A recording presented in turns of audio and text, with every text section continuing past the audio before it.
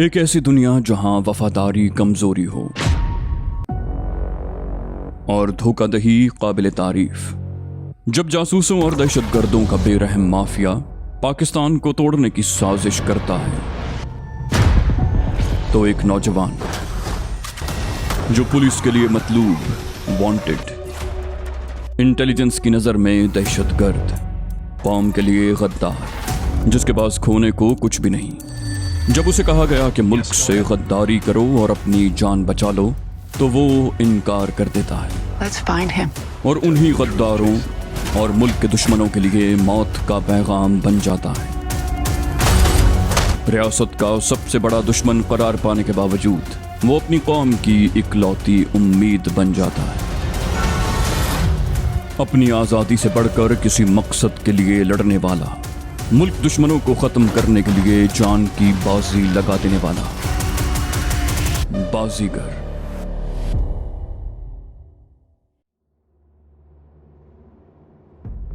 Jonathan वाकई जख्मी था, फिर भी उसने नताइज की परवाह किए बगैर अचानक भागने की कोशिश की। मैंने आगे बढ़कर अपना पांव अड़ा दिया।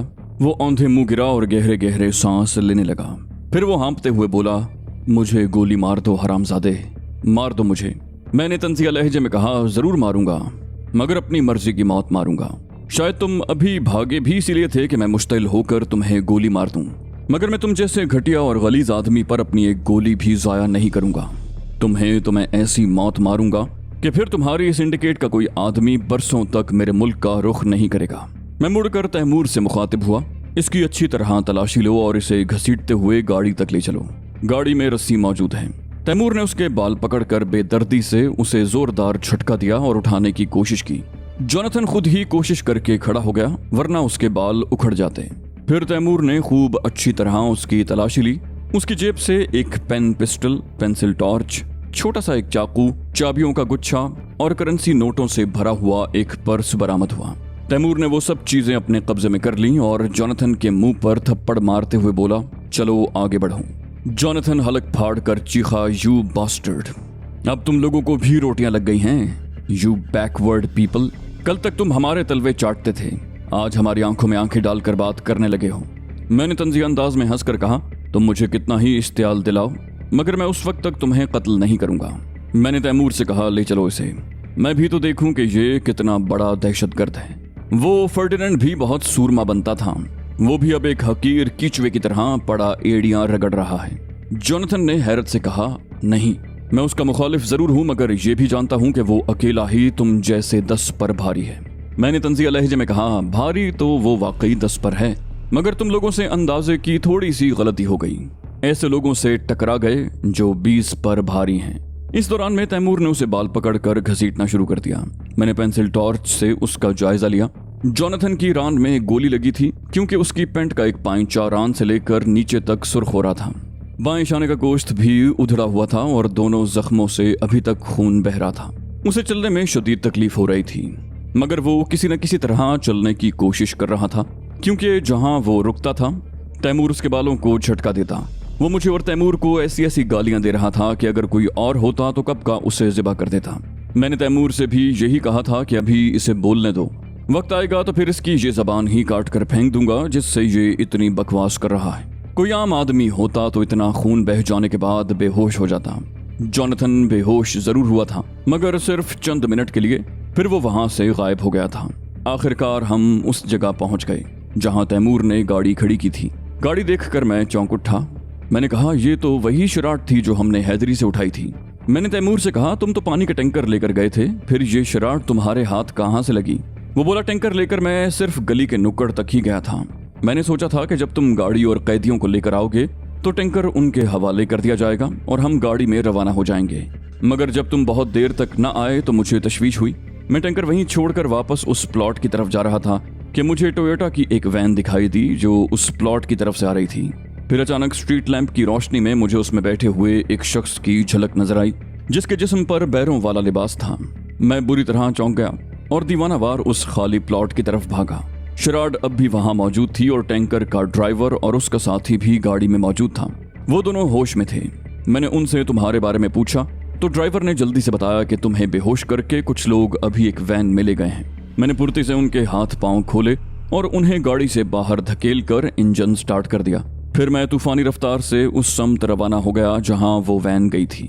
मैंने एहतियात के तौर पर गाड़ी के हेडलैम्प्स बंद रखे थे। वैन वालों के गुमान में भी ना होगा कि कोई उनका पीछा भी कर सकता है। डिफेंस की सड़कों पर यूं अंधाधुंध गाड़ी चलाना बहुत खतरनाक है। किसी भी गली या बंगले से कोई गाड़ी निकल सकती है। गाड़ी के हेडलैम्प्स ऑफ होने की सूरत में किसी गाड़ी से तसादुम का खतरा मजीद बढ़ गया था, मगर मैं अंधाधुंध गाड़ी दौड़ा रहा था। जल्द ही मुझे वो वैन दिखाई दे गई। वो कुरंगी रोड की तरफ जा रही थी। मैंने चौंक कर पूछा, तो क्या इस वक्त हम कुरंगी क्रीक पर हैं? तैमूर ने कहा, नहीं, हम लोग इस वक्त सैंड्स पिट पर हैं। जब ये मेन रोड पर निकल आए तो मैंने भी अपनी गाड़ी की लाइट्स ऑन कर दी। मुझे सिर्फ एक खदशा था कि ऐन मौके पर फ्यूल खत्म ना हो जाए। जब उनका रुख हब की तरफ हुआ तो मैं एक मर्तबा फिर परेशान हो गया। मेरा ख्याल था कि ये तुम्हें हब के रास्ते बलूचिस्तान ले जा रहे हैं, मगर ये अचानक सैंड्स पिट के साहिल की तरफ मुड़ गए। मुझे एक मर्तबा फिर लाइट्स ऑफ करना पड़ी, वरना ये लोग चौकन्ने हो जाते। जॉनथन चौंक कर बोला, तो क्या तुम अकेले ही थे? तैमूर बोला, जाहिर है, मेरे साथ इस वक्त और कौन है? जॉनथन ने हैरत से कहा, मगर वो फायरिंग? तैमूर बोला, वो फायरिंग मैं ही कर रहा था, मगर तेजी से जगह बदल बदल कर। जॉनथन बोला, मगर ऐसे तो कामरान की जान भी खतरे में पड़ जाती। उसकी बात पर तैमूर मुस्कुराया और बोला, मैं इतना बेवकूफ नहीं हूँ। मैंने देख लिया था कि कामरान को तुम लोगों ने रस्सियों में जकड़ रखा है। जाहिर है उसे बांध कर कहीं खड़ा तो नहीं किया होगा। मुझे इत्मीनान था कि मेरा साथी महफूज है। जॉनथन ये बात मानने को तैयार नहीं था। बोला, वो फायरिंग वाकई तुम तन्हा कर रहे थे? तैमूर ने हंसकर कहा, अगर कभी ऐसा मौका आया तो मैं तुम्हें उसका अमली सबूत भी दूंगा। यूं फायरिंग करना भी एक फन है। मैंने ये फन एक जापानी से सीखा था। जॉनथन ने तासुफ भरे अंदाज में कहा, यहाँ के बॉस ने इतने बेहतरीन आदमी जाया कर दिए। उस वक्त तक हम गाड़ी तक पहुंच चुके थे। मैंने पिछली नशिस्त का दरवाजा खोलकर पहले जॉनथन को सवार होने का इशारा किया, फिर खुद भी बैठ गया। तैमूर ने स्टीयरिंग संभाल लिया। वहां से कुछ फासले पर टोयोटा की वो वैन भी मौजूद थी जिसमें जॉनथन मुझे लेकर आया था। अचानक मुझे जॉनथन के दोनों साथियों का ख्याल आया। मैंने जॉनथन से पूछा, तुम्हारे वो साथी भी अहमक बल्कि घामड़ थे जो इतनी आसानी से मार खा गए? उन्हीं के बलबूते पर तुम पाकिस्तान आए थे? जॉनथन तकलीफ के बावजूद हंस दिया और बोला, वो तो किराए के आदमी थे, मेरे साथ आने वाले इतने अहमक नहीं हैं। मैंने भी तंजिया कहा, वो तो खैर तुम्हें और फर्डिनेंड को देखकर ही मुझे अंदाजा हो गया है कि तुम लोग कितने अक्लमंद, जीदार और मामला फहम हो। जॉनथन तप कर बोला, बस ये इत्तेफाक ही है, या तुम इसे अपनी किस्मत की खूबी कह लो, वरना फर्डिनेंड इतनी आसानी से हाथ आने वाला आदमी नहीं है। उसने जरूर 4-6 आदमियों को ठिकाने लगाया होगा। मैंने तंजिया लहजे में कहा, हाँ, उसने तो कश्तियों के पुश्ते लगा दिए थे। तुम आखिर उसे समझते क्या हो? चलकर उसका हशर देख लेना। मैं भी भिन्ना गया। उसने कहा, वो धोखे से मार खा गया होगा वरना। तैमूर ने तपाने वाले अंदाज में कहा, हाँ, जैसे तुमने धोखे से खाई है मार। जॉनथन ने कहा, हाँ, तो तुम लोगों ने मुझे धोखे ही से पकड़ा है। मेरा लहजा जहर आलूद हो गया। मैंने कहा, और आपने तो जैसे ललकार कर बल्कि ऐलान करके मुझे पकड़ा था। तुम लोग विटामिन खाकर और एक्सरसाइज करके खुद को हरक्यूलिस समझते हो। ये सब भरे पेट की डकारें हैं जॉनथन। तुम समझते हो कि हम लोग पेट भर रोटी के चक्कर में अपनी उम्रें गंवा देते हैं, कुछ सोचने समझने के काबिल नहीं होते। तुम्हारी और तुम्हारे लीडर्स की यही सोच गलत है। फिर मुझे ख्याल आया कि मैं जज्बात की रौ में बहकर जरूरत से कुछ ज्यादा ही बोल रहा हूँ, इसलिए मैं खामोश हो गया। जॉनथन तो था ही जिंदगी से बेजार। उसने चिढ़ाने वाले अंदाज में कहा, तो इन पसमानदा ममालिक में सिवाय गुर्बत और भूख के है क्या? तुम्हारे बड़े बड़े सियासतदान महज चंद डॉलर्स में बिक जाते हैं। तुम्हारे ताजिर और सनतकार सभी डॉलर के गुलाम हैं। तुम्हारे मुल्क की औरतें तक। तैमूर बिफर कर बोला, बस अब एक लफ्ज भी न बोलना जॉनथन। तुम्हारी नौजवान नस्ल जिस बेराहरवी और नशे की इल्लत में मुब्तला है, उसके सद्देबाब के लिए सेमिनार हो रहे हैं। तुम्हारे मुल्क के नौजवानों के हीरो या तो कातिल हैं या नामर्द। तुम सब गलाजत का ढेर हो जॉनथन, और दुनिया भर को मोहलक बीमारियां बांट रहे हो। दुनिया भर में कैंसर फैलाने में तुम्हारा मुल्क सरे फहरिस्त है। तुम खुद को आजाद और मुहज्जब कौम का फर्द समझते हो। तुम सब गुलाम हो, हवस के गुलाम, अपनी ख्वाहिशात के गुलाम। तैमूर की आवाज बुलंद होती जा रही थी। वो दिन दूर नहीं जब दुनिया से दोनों सुपर पावर्स खत्म हो जाएंगी। तुम दोनों एक दूसरे को खा जाओगे। मैंने मौजू बदलने के लिए कहा, फिलहाल तो ग्लोरिया जॉनथन की हड्डियां चबाएगी। मुझे डर था कि तैमूर गुस्से में गाड़ी कहीं टकरा न दे। फिर गाड़ी में खामोशी छा गई। तैमूर खामोशी से ड्राइविंग करता रहा। मैंने कलाई की घड़ी पर नजर डाली। सुबह के 5 बज रहे थे। सड़कों पर सब्जी और दूध के ट्रक चलने लगे थे। जॉनथन पे गनूदगी तारी थी। या फिर वो खून ज़्यादा बह जाने की वजह से बेहोश हो गया था। पहले मैंने सोचा कि उसे किसी डॉक्टर के पास ले जाऊं, मगर डॉक्टर हजार किस्म के सवालात करता कि गोली कैसे लगी, वाकया कहाँ हुआ, पुलिस में रिपोर्ट दर्ज करवाई या नहीं, और नहीं कराई तो क्यों नहीं करवाई। ये सब सोचकर मैंने अपना इरादा तब्दील कर दिया। अली मुराद के पास मैंने फर्स्ट एड बॉक्स भी देखा था। अगर गोली से जोनाथन को नुकसान नहीं पहुंचा था तो ज्यादा तशवीश की बात नहीं थी। हम अपने ठिकाने पर पहुंचे तो अली मुराद बेचैनी से हमारा मुंतजिर था। ग्लोरिया भी जाग रही थी और वो भी तशवीश में मुब्तला थी। मैंने सहारा देकर जोनाथन को गाड़ी से उतारा तो ग्लोरिया बहुत गौर से उसे देखने लगी। शायद वो उसे पहचानने की कोशिश कर रही थी। मैंने अली मुराद से कहा, यह शदीद जख्मी है, पहले इसकी मरहम पट्टी करो। ये देख लेना कि गोली ने इसकी हड्डी को तो नहीं नुकसान पहुंचाया। वो बोला, नहीं साईं, इसकी हड्डियां बिल्कुल ठीक हैं, वरना चलना तो दूर की बात है, ये पैर भी जमीन पर न रख सकता। हम उसे एक खाली कमरे में ले गए। नक्काहत की वजह से बार बार जोनाथन की आंखें बंद हो रही थीं।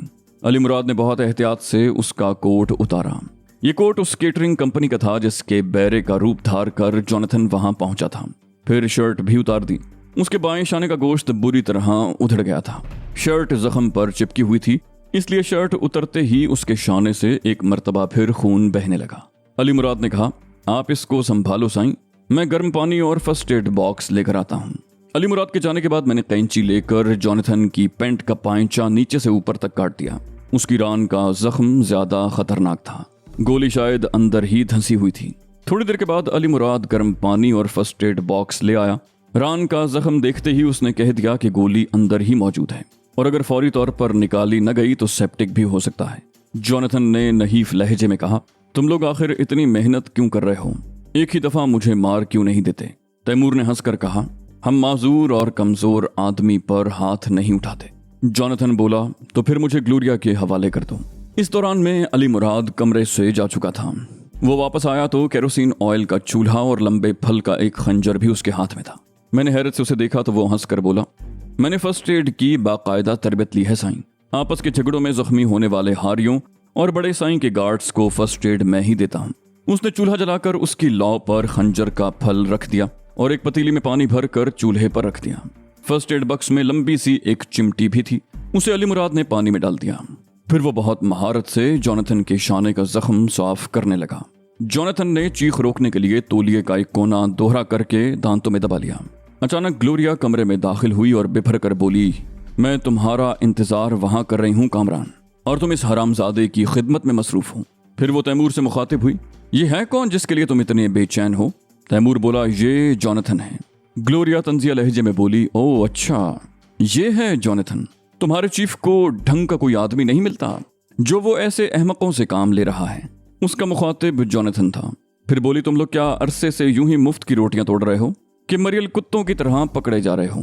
तुम्हारे नाम की तो बहुत दहशत है। फिर तुम्हें क्या हुआ। ग्लोरिया ने नफरत से थूक दिया। जोनाथन का चेहरा तौहीन के एहसास से सुर्ख हो गया। वो बोला, जिस तंजीम में तुझ जैसी गद्दार और हवस परस्त औरतें हों उसका यही अंजाम होता है। ग्लोरिया चीख कर बोली, अली मुराद, छोड़ दो ये सब कुछ, इसे मरने दो। ये हमारी जिम्मेदारी नहीं है कि अपने दुश्मनों की जानें बचाएं ताकि वो ताज़ादम होकर फिर हमारी जान लेने की कोशिश करें। फिर वो कदरे सख्त लहजे में बोली, अली मुराद, तुमने सुना नहीं मैंने क्या कहा। अली मुराद भिन्ना कर बोला, मुझसे इस लहजे में बात मत करो मैडम, साईं कामरान कहेगा तो मैं अभी ये काम छोड़ दूंगा। मैंने नर्म लहजे में कहा, समझा करो ग्लोरिया, इससे बहुत कुछ पूछना है। ग्लोरिया बोली, जो कुछ पूछना है अभी पूछ लो। ये सब कुछ सच सच बता दे तो इसे फर्स्ट एड देकर यूं ही छोड़ दो, 2-4 दिन में खुद ही मर जाएगा।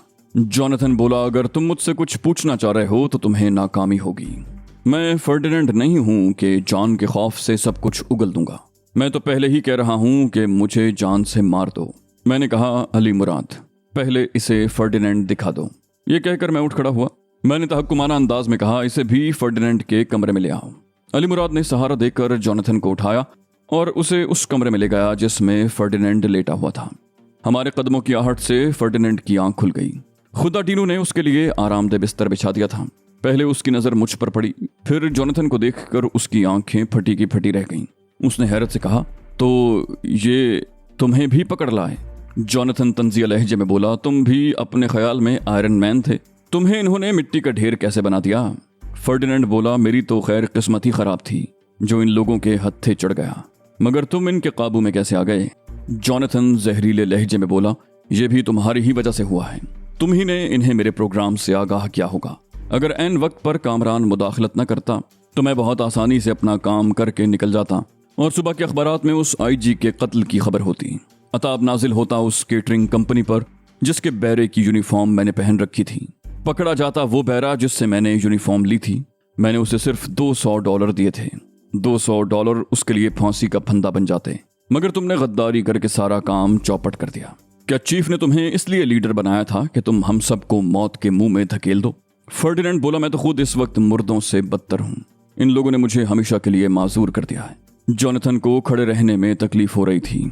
अली मुराद ने उसे आहिस्तगी से कारपेट पर बिठा दिया। जोनाथन बोला, इन सारे वाकयात का जिम्मेदार यहाँ का मकामी चीफ है। अगर कामरान से उसे जाती दुश्मनी थी तो अपने तौर पर इसे कत्ल करता। उसने तंजीम का सहारा लेकर गलती की, फिर तैमूर को भी अपना दुश्मन बना लिया। इन्हीं की वजह से अब तक ग्लोरिया जिंदा है, वरना इसकी तो अब तक हड्डियां भी गल गई होती। फिर वो कुछ सोचकर मुझसे बोला, कामरान, मुझ पर एक एहसान करोगे? मैंने कहा, अगर हमारे लिए किसी भी तरह से नुकसान देना हुआ तो जरूर। वो बोला, तो फिर तुम मुझे इतनी मोहलत दे दो कि मैं यहाँ के चीफ को ठिकाने लगा दूं। उसके बाद चाहे तुम मुझे ज़िबाह कर देना या मेरे टुकड़े कर देना। मैंने कहा, मकामी चीफ तो खुद ही किसी बिल में घुस गया है, हम खुद उसकी तलाश में हैं। तुम अगर उसके मौजूदा ठिकाने से वाकिफ हो तो हमें बता दो, ये काम हम खुद भी करने को बेचैन हैं। वो बोला, मैं जानता हूं वो इस वक्त कहाँ होगा, लेकिन उसे भनक भी मिल गई कि तुम्हें उसके मौजूदा ठिकाने का इल्म हो गया है तो वो ऐसा गायब होगा कि मुझे भी नहीं मिलेगा। ये काम मुझे करने दो। मैंने चिढ़कर कहा, मुझे तुम इतना अहमक क्यों समझ रहे हो जोनाथन? मैं तुम्हें छोड़ दूं और तुम यहाँ से सीधे चीफ के पास पहुंच जाओ।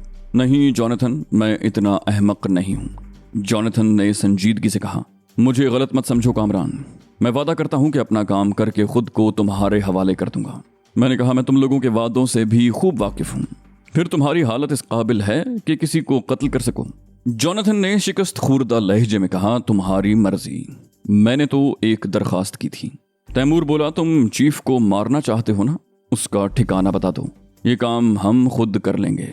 जोनाथन ने कहा, और अगर वो बच निकला तो? तैमूर बोला, तो ये उसकी खुशकिस्मती होगी।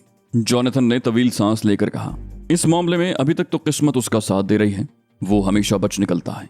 कई मर्तबा वो हमारी जद में आया मगर हर बार बच निकला। ठीक है, मैं उसका मौजूदा पता तुम्हें बता देता हूँ, फिर तुम जानो और तुम्हारा काम। मैंने कहा, पहले तो तुम उन लोगों के बारे में बताओ जो तुम्हारे साथ मुकीम हैं। उसने फर्डिनेंड की तरफ इशारा किया, बोला, इस इटालियन ने तुम्हें बता तो दिया है कि वो कहाँ मुकीम है। जब तक इसकी तरफ से उन्हें अहकामात नहीं मिलेंगे वो अपना मौजूदा ठिकाना नहीं छोड़ेंगे। मैंने कहा, ठीक है, फिर हम उन्हीं लोगों की खबर लेंगे। फिर मैंने अली मुराद से कहा, इसकी रान में गोली पैवस्त है, वो निकाल लो। अली मुराद बोला, मगर साईं, अब इस हरामजादी ने मुझे टोका तो मैं इसकी बेइज्जती कर दूंगा। उसका इशारा ग्लोरिया की तरफ था।